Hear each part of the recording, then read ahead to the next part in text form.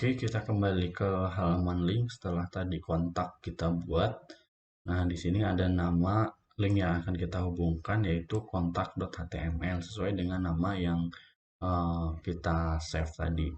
Lalu klik kanan, kemudian open in browser. Nah, after itu kita klik aja kontaknya. Nah, jadi akan muncul di sini. Jadi halaman kontak itu isinya hanya nama dan nomor handphone aja.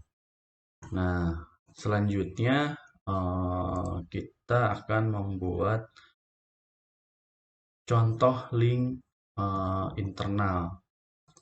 Nah, link internal ini sebenarnya hampir sama dengan eh, link eksternal ini hampir sama dengan link internal. Hanya bedanya terdapat pada alamat URL aja yang kita gunakan sebagai contoh, misalkan external link yang menuju ke halaman Masum University. Nah, misalkan ini contohnya. Nah, jadi kalian nanti tinggal tambahkan aja, misalkan kita bikin file baru, kemudian ada URL-nya di sini, masukin ke alamat email masing-masing. Biasanya nanti after itu kita bisa hubungkan langsung ke alamat email. Nah, ini adalah salah satu contoh penggunaan dari link eksternal. Misalkan halaman yang tadi kita sudah buat, kita tinggal masukkan aja alamat linknya. Jadi kita tinggal tambahkan alamat email, misalkan alamat email saya, kemudian kita juga bisa hubungkan ke ahref http://masumuniversity.ac.id. Misalkan saya contoh, saya copy dari sini, kemudian kita balik lagi ke sini. Nah, kita tambahkan ini alamat emailnya, kemudian kita bisa terhubung ke Masum University. Kita bisa klik kanan, open in browse. Nah, di sini akan muncul. Pada saat ada terkoneksi internet, kita klik. Nah, dia otomatis langsung terhubung ke www.maksumuniversity.ac.id. Nah, ini adalah salah satu contoh dalam penggunaan link eksternal. Selanjutnya, atribut-atribut apa aja sih yang ada dalam sebuah link? Nah, misalkan kita bisa bikin atributnya, misalkan blank, self, top, parent, kemudian nama-nama link yang akan kita buat. Nah, kemudian bagaimana cara membuat list dalam HTML? Nah, setelah tadi kita belajar bagaimana cara membuat link, selanjutnya kita akan bagaimana membuat sebuah list. Nah, list itu dalam Microsoft Office itu sama halnya dengan numbering ya, numbering bullet dan numbering bulleting atau numbering itu penggunaan simbol dan angka untuk penomoran. Termasuk contohnya order list itu kayak 1, 2, 3. Nah, itu penggunaan order list. Nah, ini order list tag-nya dibuat dengan nama OL, lalu di dalam diisi dengan item-item yang akan dimasukkan. Salah satu contohnya misalkan OL, item 1, item 2, item 3. Nah, OL ini digunakan sebagai fungsi untuk membuat order list. Nah, LI ini adalah sebagai tag pembuka itemnya. Nah, kemudian kurung siku slice LI itu sebagai penutup. Kemudian kurung siku slice OL itu juga sebagai penutup item. Nah, salah satu contohnya seperti ini. Jadi ini adalah buah favorit, order type-nya angka 1. Jadi nanti pas begitu kita bikin jeruk, durian, mangga, pisang, dan lain-lain itu langsung akan otomatis berubah 1, 2, 3, 4, 5, dan selanjutnya. Nah, salah satu contohnya seperti ini, membuat order list. Nah, ini misalkan order type-nya tipenya 1.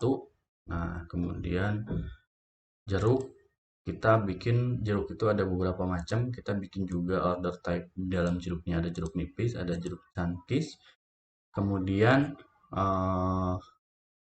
di sini OL-nya kita tutup dengan OL. Jadi ini berpasangan dengan OL type 1, yang ini berpasangan dengan OL type tipe A.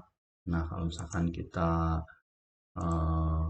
jalankan hasilnya nanti, nah akan seperti ini. Jadi jeruk nomor 1, kemudian nomor 2 durian, nomor 3 pisang, nomor 4 pepaya, nomor 5 mangga.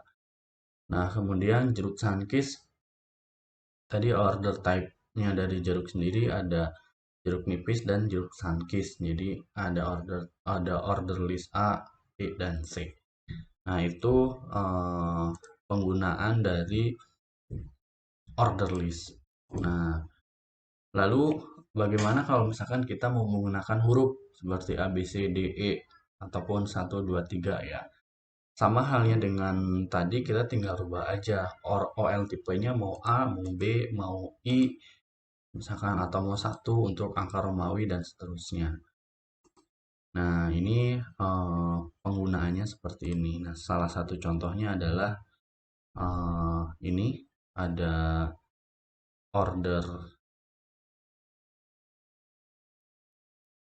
list dan atributnya, misalkan kita akan bikin sebuah penomoran alfabet ya. Nah, kita bisa kembali ke sini, kemudian kita bikin file baru, kemudian kita save, kemudian temuan ketiga kita namain latihan ketiga .html, lalu save. Nah, baru ketik HTML, tab, kita kasih judul latihan ketiga. Kita kembali ke slide sebentar. Saya tinggal copy aja dari sini, paste, kemudian saya copy juga dari sini, kemudian paste di sini. Nah, ini adalah penggunaan order type tipe A. Ini A kecil, ini A besar, kemudian ini I ataupun 1 kecil. Nah, ini 1 besar. Nah, setelah itu kita klik kanan open in browser. Nah, jadi akan munculnya seperti ini. Jadi ada A, B, C huruf kecil, A, B, C huruf besar, 1, 2, 3 dengan Romawi kecil, kemudian 1, 2, 3 dengan huruf Romawi besar. Jadi ini adalah contoh penggunaan dalam penggunaan order list. Jadi kita bisa pilih sesuai dengan keinginan. Kalau misalkan kalian menginginkannya tipenya A, kalian ketik A, atau A besar, A kecil, I, atau misalkan huruf 1, 2, 3, 4 sampai dengan seterusnya. Nah, selama order type ini kita belum tutup, selama itu juga penomoran akan terus berlangsung. Jadi kalau misalkan kita tidak tutup dengan kurung siku slash OL, ya selama itu juga nomor itu akan terus berurutan sampai ke bawah. Nah, itu adalah penggunaan dari order list.